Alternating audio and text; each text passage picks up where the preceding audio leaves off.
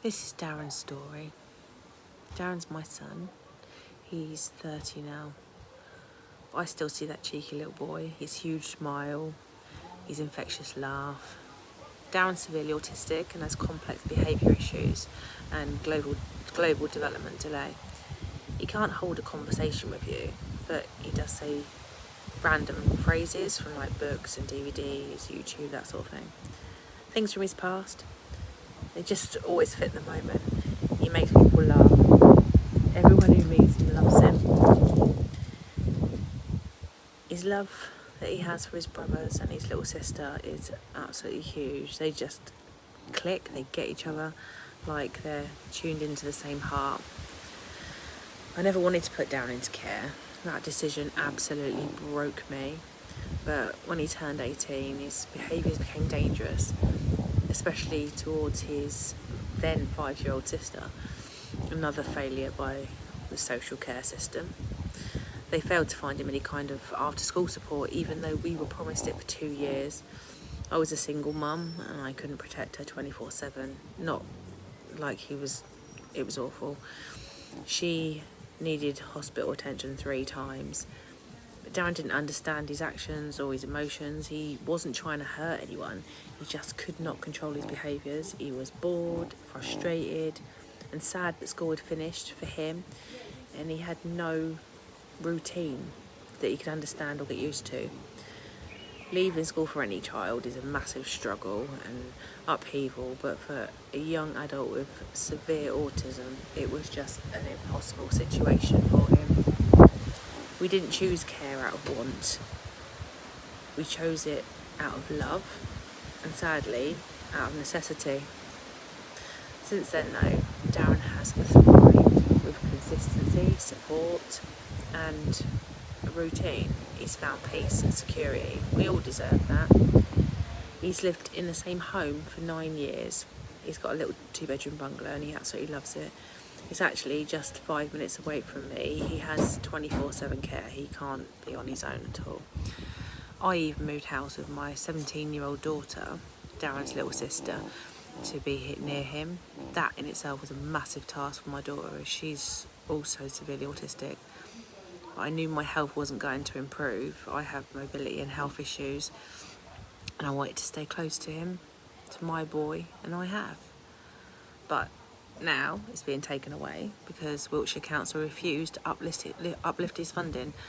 The care home provider wants to keep him in his home, and they've told us and Wiltshire Council this, but they can't do anything. They can't do it at the old rate that the council have been paying for years, because times have changed. The cost of living and wages have all risen, so of course they had to uplift their pricing. So anyway, now Wiltshire Council want to move him over an hour away from me, from his family, from his community he's built up, and from everything he knows. Darren doesn't understand why. He won't understand that change. Why familiar carers have disappeared. Why strangers come and go in and out of his house. His behaviour's already spiralling. Even though we said nothing to him, we're trying to keep it from him until we know exactly what's happening. We can't just give him open-ended things. He feels it though. He picks up on people's energy, on their emotions and their moods. He's had people coming in to assess him. He couldn't complete a mental capacity assessment. It overwhelmed him so much that they had to leave. Social work had to leave. So now they say he's got no capacity, which he doesn't. So a best interests meeting is being held. But we've been told there's only one option, which isn't actually true, because his current provider, has said they will happily keep the contract or renew the contract if the council pay. So what's the point in the best interest meeting? Everyone who knows Darren knows the truth. His best interest is to stay put where he is. But this isn't just happening to us. Families up and down the country are being torn apart like this. Did you know 400,000 people in England are waiting for social care right now? 77% of autistic adults reach crisis point while waiting for that. This country is falling apart. The system is failing. Providers are handing back contracts to the councils. Carers are burning themselves out, and it's the most vulnerable people who pay the price.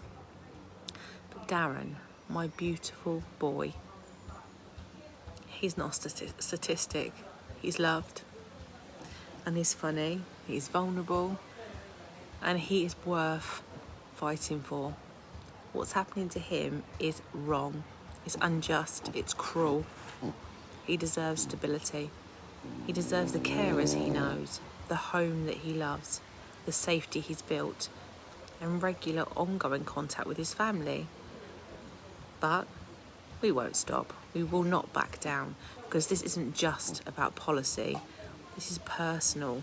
This is Darren. This is my son. Please, please, like, share and follow Darren's story.